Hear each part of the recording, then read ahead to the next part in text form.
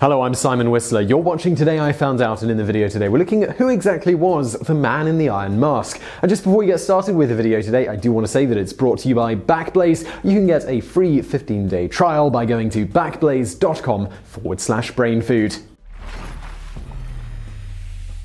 On November the 19th, 1703, a tomb in the Bastille St. Paul Cemetery welcomes the corpse of a man who had spent almost the last 4 decades of his life in various prisons of France. He is, without a doubt, the most famous prisoner in French history, even though nobody knows why he had to spend over 35 years in prison. During this time, he was reportedly kept in near-perfect isolation and often had his face covered. The first known record of the man dates back to July of 1669, when Marquis de Louvois, in a letter to the governor of Pignerol prison, Benjamin de Varon de Saint-Mars, stated a prisoner by the name of Eustache Dauger would be arriving, who was only a valet. This man would go on to be the man in the iron mask. But was this his real name? This is uncertain, and in the letter it is clear that the name was added by a different person than the person who wrote the letter. Why this is the case is one of the many mysteries surrounding this prisoner. From here, we have numerous references of the man, some more credible than others. For instance, Voltaire mentions him in his work Le Siècle de Louis XIV. Voltaire was imprisoned in the Bastille for about a year in 1717, where he met many inmates who had supposedly come into contact with the mysterious prisoner while he was still alive. Incidentally, another fun fact about the famed Enlightenment thinker is that Voltaire made his fortune by helping to rig the lottery. In any event, the existence of the man in the iron mask is also noted by other historical references, such as Le Mémoire secret pour service de l'histoire de la Persie by an unknown author. It's also mentioned by the writings of one of the most famous journalists of the French Revolution, Frederick Mercure Baron von Grimm, and the personal diary of Etienne de Juncker, deputy of the Bastille during the time of the famous prisoner's death. The source that made the prisoner famous among the masses, though, was the book by Alexandre Dumas, The Man in the Iron Mask, which was the third and final book in the series that began with the Three Musketeers. Dumas' book, although it is considered to be mainly fiction, seems to contain some useful historical data, with the author having conducted quite a detailed investigation into the case. The Frenchman's novels were often inspired by real people's stories, which he then created fictional stories around. This is also the case with Count of Monte Cristo, which was loosely based around a supposedly real man, at least according to the author of the work Dumas read. This work was that of police archivist Jacques Perchaud. We're going to touch on this in the bonus facts in just a minute. As mentioned, the order for Dauger's imprisonment was given by Marquis de Louvois, Louis XIV, Secretary of State for War. Among other things, the order mentioned that Dauger had to be kept in a high-security prison and that he was not to come into contact with anyone except a very few select people. They also stated that if he dared to speak of anything other than his immediate needs, he should be executed immediately. Towards this end, he had the same keeper for the rest of his life, the aforementioned French prison warden Benjamin de Varon de Saint-Mars, who was extremely ambitious but purportedly not particularly bright or capable. But as with most things concerning the real man, finding the truth among all the early reports is exceedingly difficult. For instance, while it is claimed that he was ordered never to come in contact with other prisoners nor speak of anything but his immediate needs, at one point Saint-Mars is known to have received permission for Dauger to become a servant in prison to former superintendent of finances and fellow prisoner Nicolas Fouquet, when his normal servant was ill. The only stipulation was that he was not to meet with anyone else other than Fouquet. If others were around, Dauger was not to be there. So why was Fouquet granted such access? Well, it has been speculated that it was because Fouquet was expected to spend the rest of his life in prison, though of course this wouldn't preclude him writing letters or meeting with others, making the whole lifting of the supposed restrictions even more curious. The fact that Dauger was initially named a valet and later served as one in the prison is also significant, if true. Given the protocols of the age, had he been royalty or even just someone who had royal blood, this would probably not have been allowed. Someone of royal blood in prison for life on dubious charges, well, perfectly fine. They were often given servants and many of the perks of nobility while in prison. But subjected to becoming a servant by fellow royalty? Well, that would have been unthinkable. Whatever the case, the main reason we all remember this particular prisoner, instead of numerous others who bore a similar fate, is his mask. Why was his face covered and hidden from public view? Some historians claim that this was nothing but a trick by the ambitious Saint-Mars, who came up with the idea during the inmate's transfer to St. Marguerite in 1687. This is so that he could impress the crowds with the importance of the prisoner the king himself had entrusted him to guard. It was after this journey that the idea that the prisoner was forced to wear an iron mask first started to circulate. So I really hope you're enjoying this video so far, and before we continue with it, I did want to give a quick mention to our great sponsor for today's episode, and that is Backblaze. Now, you've heard me talk about backing up about before, and Backblaze specifically, and why it's important and all of that stuff. I think I relayed a story to you about me spilling coffee all over my computer and the thing just fried, completely useless. I mean, losing files is losing a computer is pretty painful, and that was quite expensive, but losing the files on the computer would be a disaster. But fortunately, with things like Backblaze, you no longer have to worry about that aspect of a computer. Whether it's spilling coffee on it or a hard disk failure or whatever, you no longer have to worry about the files because of Backblaze. Now, of course, you do have other backup solutions. I could have taken my computer and had someone take the hard disk out and try and recover the files on there. I mean, sometimes that's possible. All the time it's incredibly expensive, so I was really glad not to have to go and do that. If you've had a hard disk failure, the chances of recovering all those files pretty slim. They're probably gone. And Backblaze is incredibly affordable. Now, I've been using this company for well over a year, which is why all of my documents were fortunately backed up long before we ever did this sponsorship with them. And they allow me to back up, and you to back up, everyone to back up, an unlimited amount of data, and that includes any external hard drives. Super useful for someone like me who has a ton of video files. You could say I make a lot of videos, so I got a lot of backups. Backblaze have restored over 23 billion files, and they store 300 petabytes of data, which for laymen is 300,000 terabytes of data. That's a lot. As I mentioned at the start of this video, if you want to try it out for free, you can do that for 15 days. You can go to backblaze.com/brainfood, Mac and PC. There's an app for both. Backs up all of your files to their servers, completely encrypted, so totally safe. It's really easy to get started. What have you got to lose by trying that free trial at backblaze.com/brainfood? You will love it. All right, and let's get right back into the video.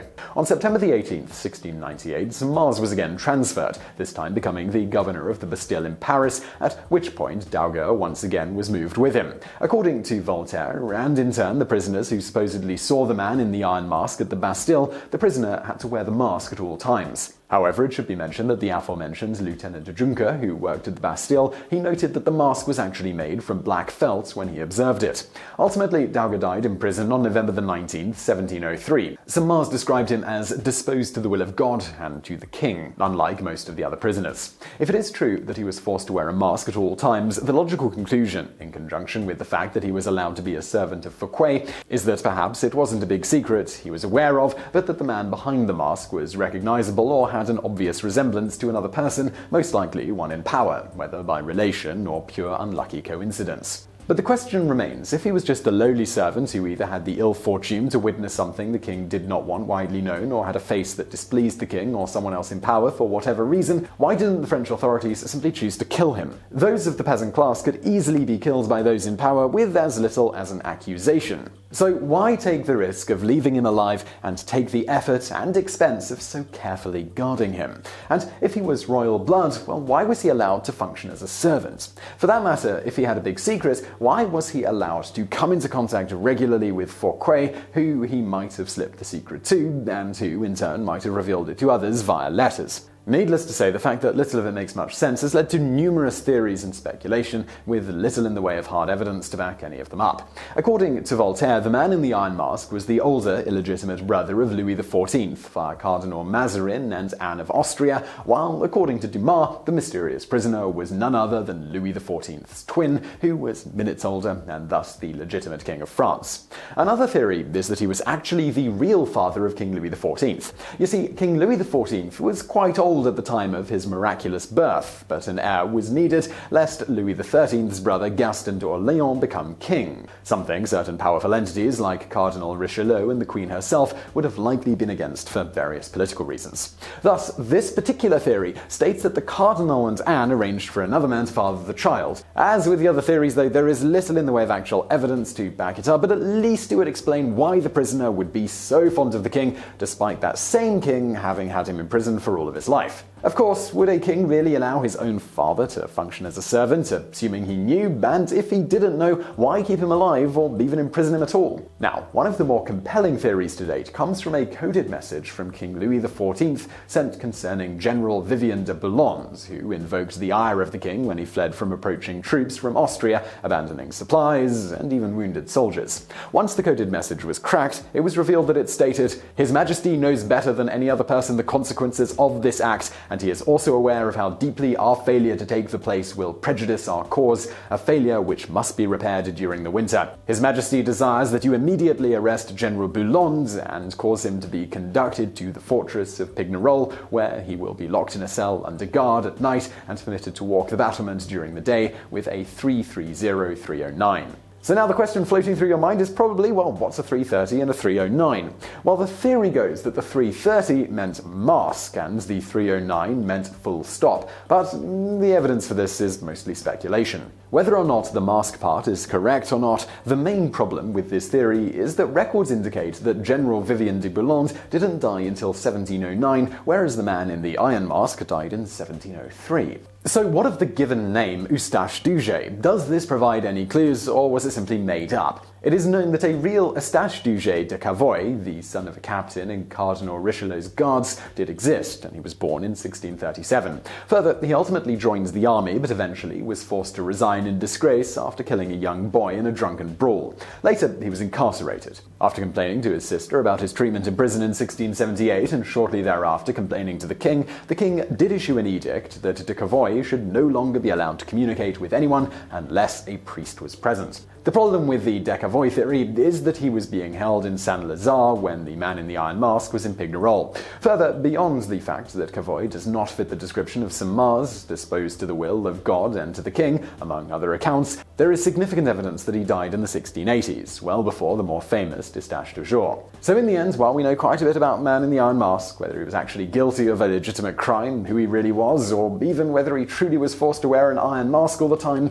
well, it may never be known. It's even possible he really was just some guy named Eustache Duget, and that he simply was a valet who angered the king, but not enough to have him killed. Though why such troubles should be had on a valet's account, well, that would be anyone's guess. Maybe an affair with the king's favourite mistress, but who really knows? Now on the positive side though, it sure does make an interesting story. And now for a bonus fact. The specific story that inspired the Count of Monte Cristo was that of a shoemaker, Pierre Picaud, that Jacques Pichot stated lived in 1807. The story goes that he had the good fortune of being said to be married to a wealthy woman, which would have significantly raised his status in life, at which point some of his companions became jealous and accused him of being a spy for England. During his imprisonment, he was made to serve an extremely wealthy cleric, who ultimately grew to love Picaud as a son. Picaud was then left the cleric's fortune when he died, at which point Picaud used his newfound wealth to attempt to get away with revenge on the three who had accused him of being a spy. Pichot stated that the police reports on the matter claimed Picaud ultimately murdered the first by stabbing him, then poisoned the second.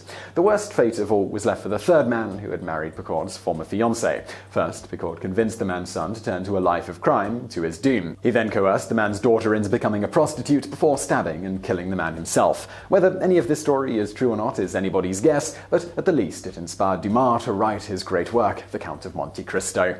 So I really hope you enjoyed that video. If you did, please do hit that thumbs up button below and don't forget to subscribe. Also, book recommendation for this one, it couldn't be anything other than The Count of Monte Cristo. You can find a link to that in the description below. It's a long book, but absolutely worth a read. It's fantastic. Also, I'd like to take this moment to thank our patrons on Patreon. If you're interested in supporting us here on our mission to make these daily videos that tell a great story just like you heard, please do consider helping us out with a small donation. You can head over to patreon.com/TodayIFoundOut to set that up. And as always, thank you for watching.